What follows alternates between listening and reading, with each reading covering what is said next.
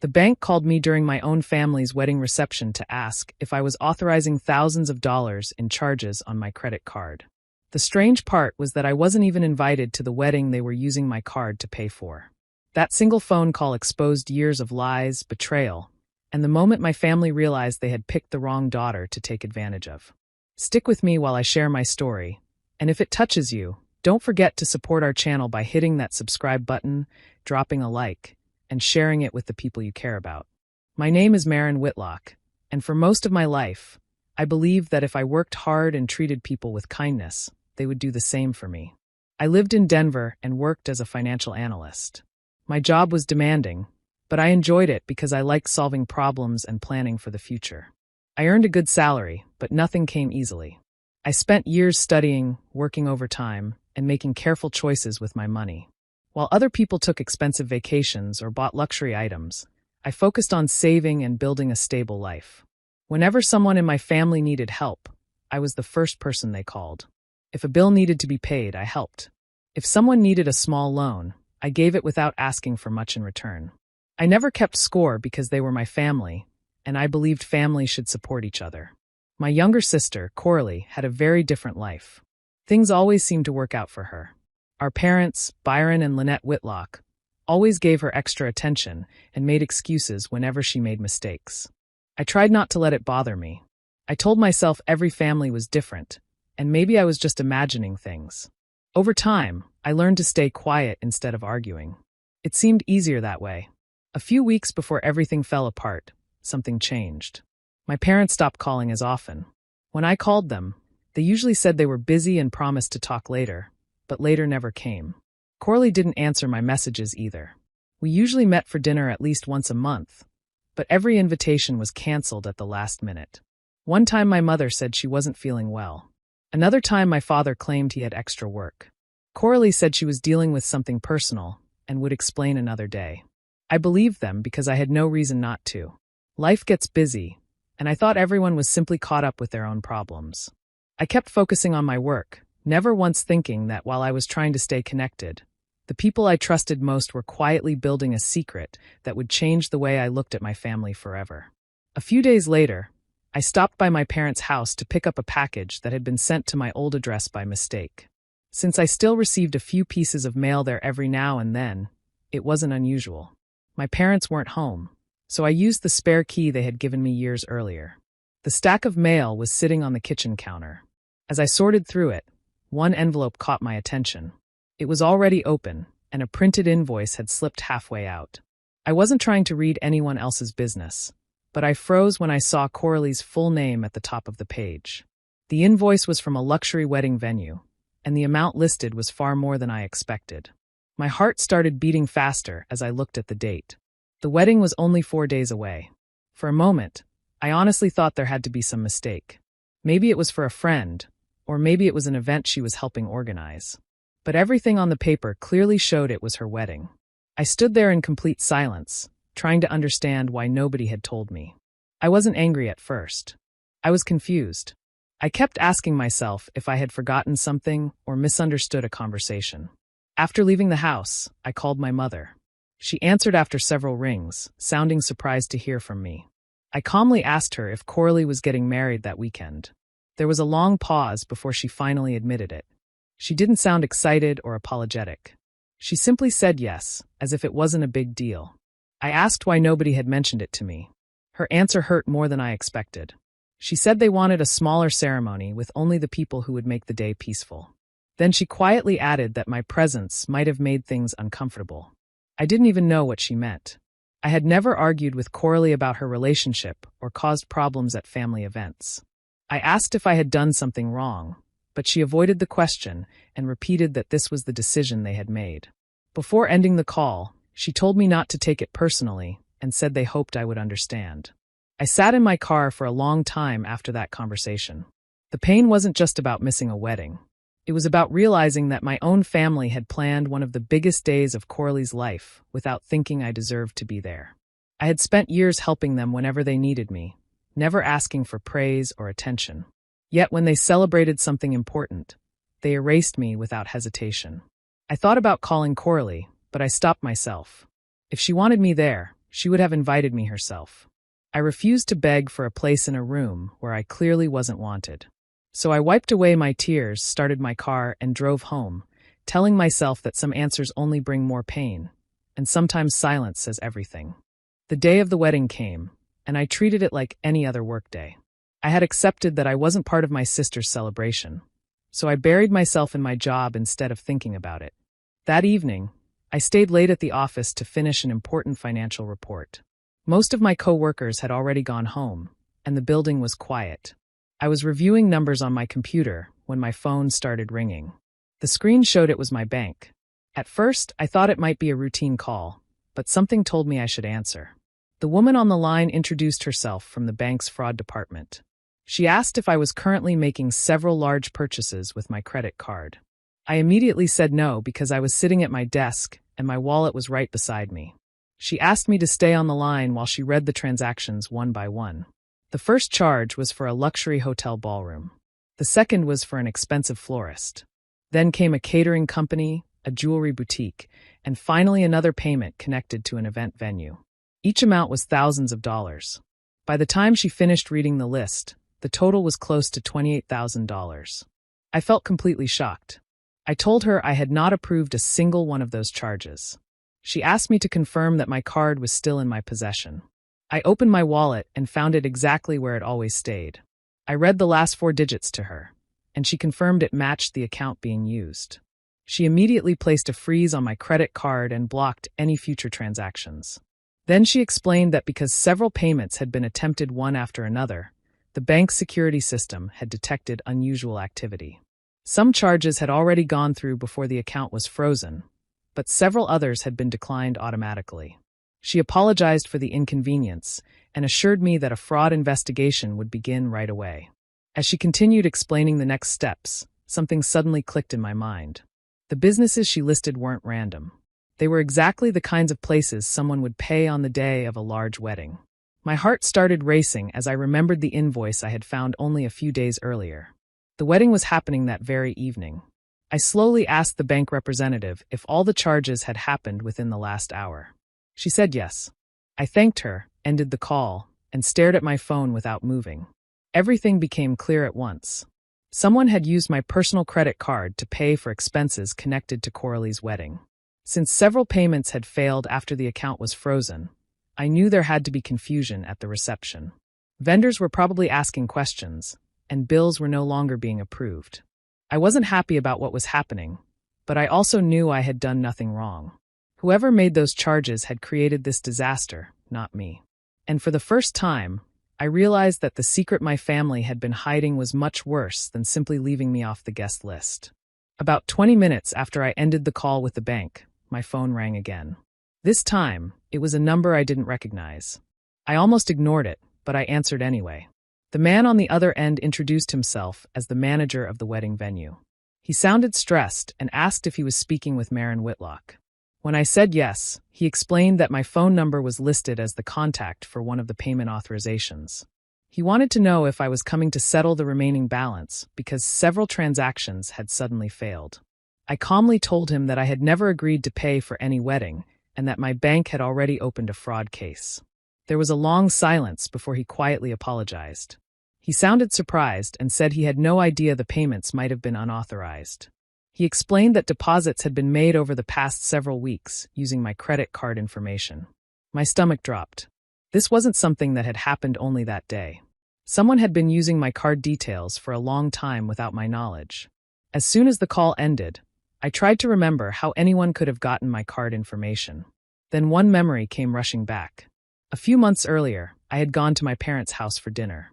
When I got home that night, I realized my wallet was missing.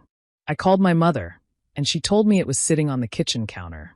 I picked it up the next afternoon. At the time, I never thought anything about it because everything inside looked normal. Now that memory felt completely different. I wondered if someone had copied my card information while my wallet was left there overnight. The next morning, I spoke with the bank's fraud investigator. I answered every question honestly and gave them all the information I could remember. They assured me they would review payment records, signatures, and security footage from the businesses involved.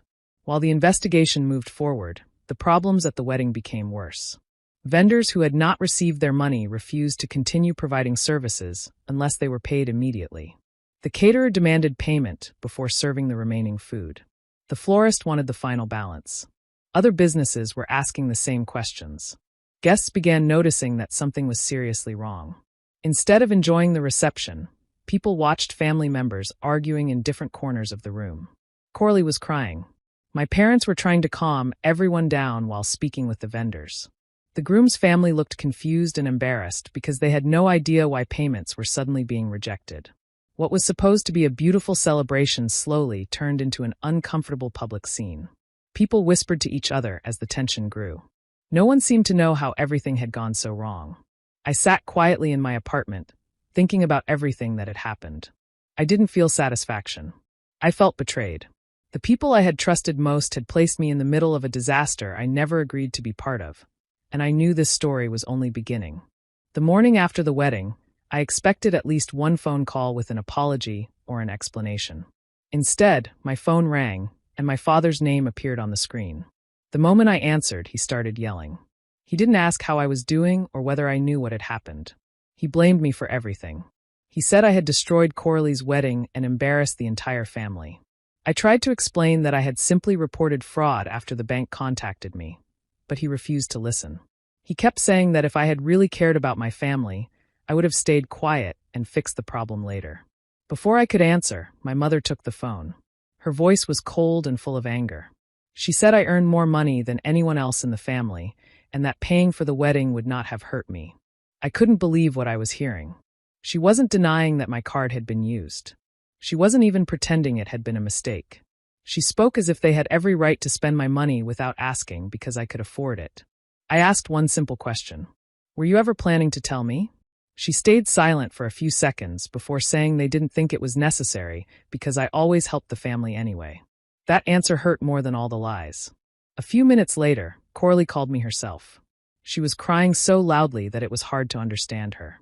Between tears, she accused me of ruining the happiest day of her life. She claimed I had always been jealous because things came easier for her. I honestly didn't know where those words came from. I had supported her for years.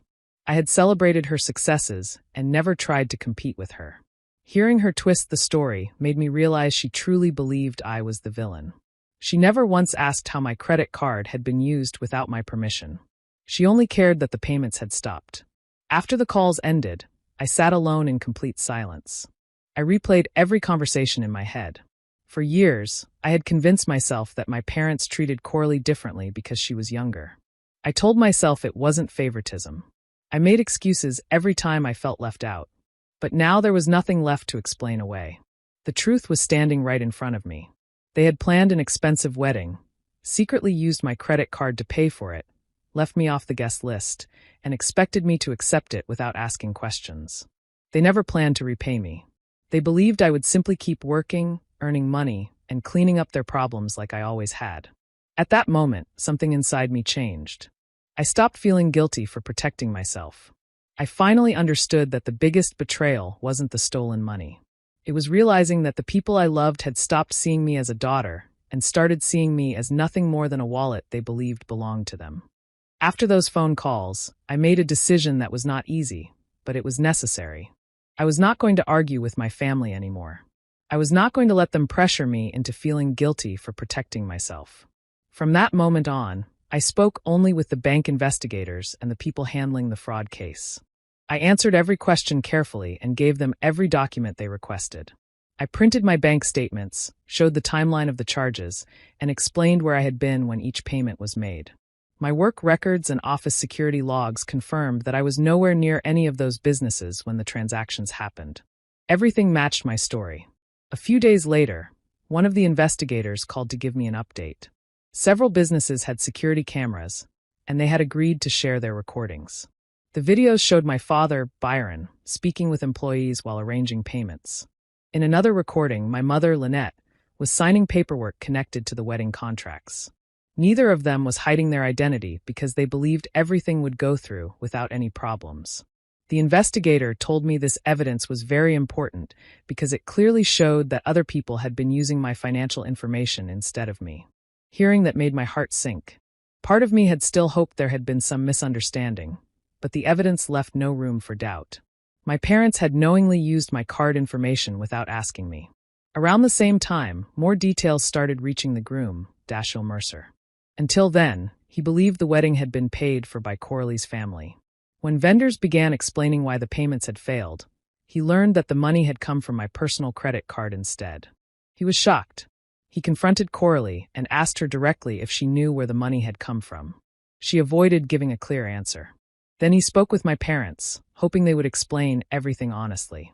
Instead, they gave different answers and blamed the bank, the vendors, and even me. The more questions Dashiell asked, the more confused he became. Eventually, he realized that important facts had been hidden from him from the very beginning. He had entered the marriage believing everything had been handled honestly, but now he understood that the wedding had been built on lies. I later heard from one of the investigators that Dashiell had started cooperating as well. He wanted to know exactly what had happened because he did not want his name connected to fraud. For the first time, someone outside my side of the story was asking the same questions I had been asking. I didn't celebrate his disappointment because he had also been misled. He was another person who had trusted my family and discovered the truth too late. As the investigation continued, I felt stronger than I had in weeks. I wasn't seeking revenge through anger or shouting. I was simply allowing the facts to speak for themselves, and those facts were revealing everything my family had tried so hard to hide. As the weeks passed, the investigation became much bigger than anyone in my family had expected. What started as a few suspicious credit card charges turned into a case involving several businesses. The vendors who had not received their money began filing official complaints because they had provided services based on payments that later failed or were disputed. Each company had its own records, contracts, and employees who could explain what had happened. Every new statement added another piece to the same story. It became harder and harder for anyone to deny the truth. I stayed focused on my normal life and continued going to work every day. I didn't contact my family, and I didn't respond to angry messages from relatives who only knew part of the story. I trusted that the facts would eventually speak for themselves. Meanwhile, life inside my parents' home became more stressful with each passing day. Corley and Dashiell were no longer enjoying the excitement of being newly married. Instead, they argued almost every day about the problems surrounding the wedding. Dashiell had lost trust in the people who had promised to welcome him into their family.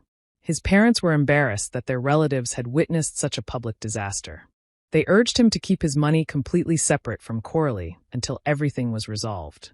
They wanted to make sure nothing similar could ever happen again. My father also found himself facing serious legal problems. Investigators continued reviewing documents and evidence, and he was informed that criminal charges were possible because of the unauthorized use of my financial information. My mother reacted differently. Instead of accepting responsibility, she began calling relatives one by one. She claimed I had made everything up because I was bitter about missing the wedding. She insisted I was trying to destroy the family out of jealousy. At first, a few people believed her because they had only heard her version of events. But that changed as more information became available. The documents, bank records, and witness statements all supported my account. The truth became impossible to ignore. Slowly, relatives who had stayed silent started reaching out to me. Some apologized for believing the rumors. Others admitted they had noticed for years that I was treated differently, but never spoke up because they didn't want family drama. Hearing those words was painful because it meant people had seen the unfair treatment long before I accepted it myself. Looking back, they remembered birthdays where my achievements were ignored while Corley was praised for much smaller things. They remembered holidays when I was expected to help with everything while everyone else relaxed. They remembered how I was always the one asked to solve problems without receiving much appreciation. For the first time in my life, I felt seen. Not because people suddenly felt sorry for me, but because they finally admitted what had been happening all along. The lies my parents had depended on for years were falling apart, and they had no one left to blame except themselves. After everything that had happened, I realized I had two choices. I could spend every day thinking about what my family had done to me, or I could put my energy into building a better future. I chose the second option. The pain was still there, but I refused to let it control the rest of my life. I focused on my work, took better care of myself, and started making plans that I had delayed for years. One of my biggest dreams had always been to own a home.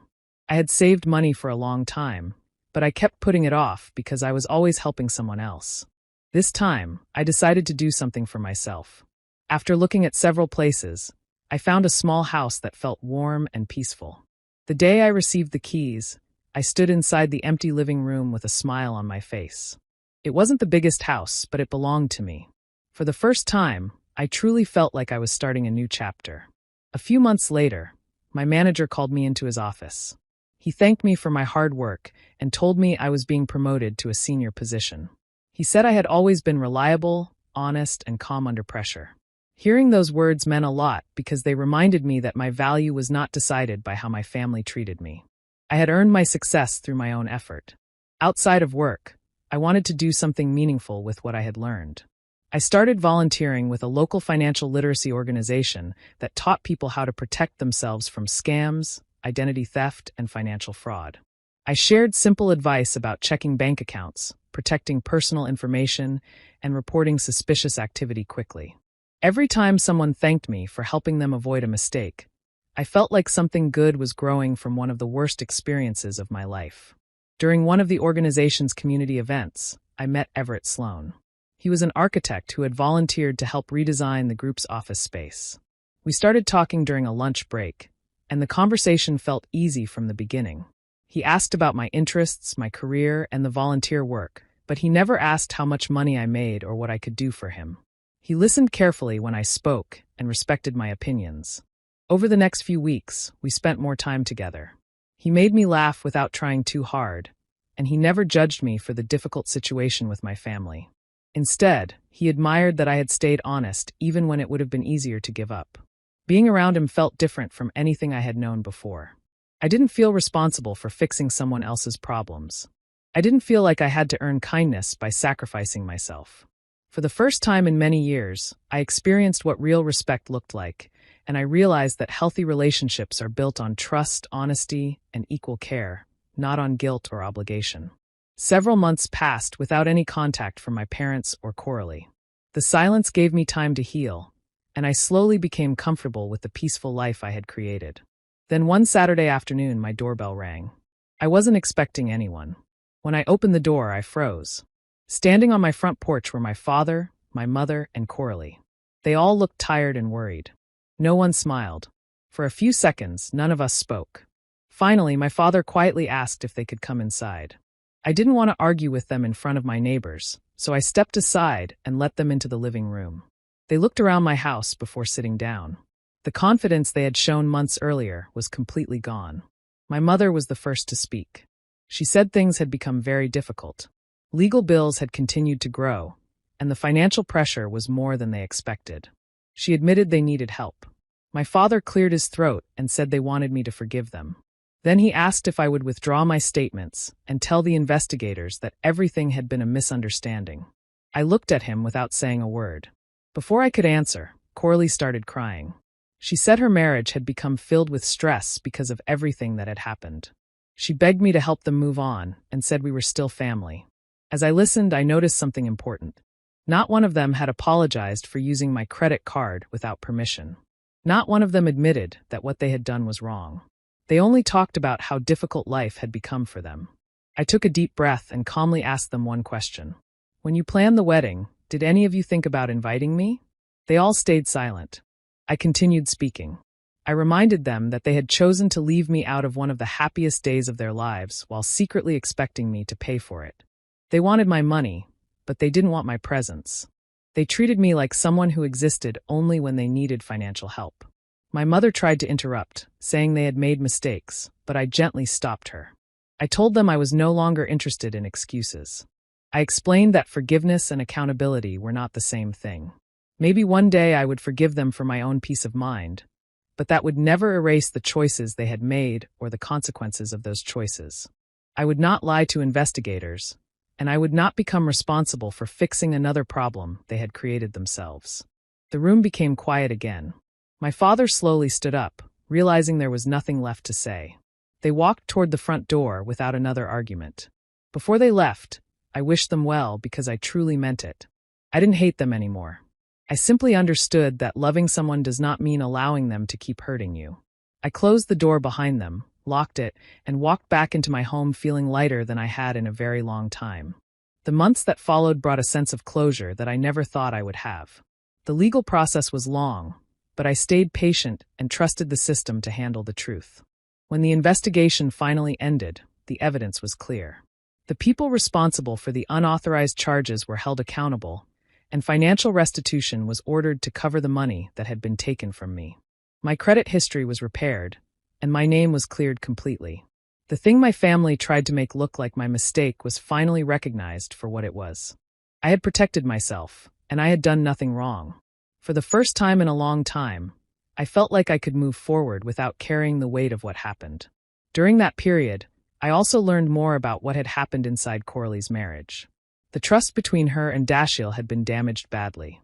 A marriage cannot grow when it begins with secrets and dishonesty. They tried to work through their problems, but the foundation they started with was difficult to repair.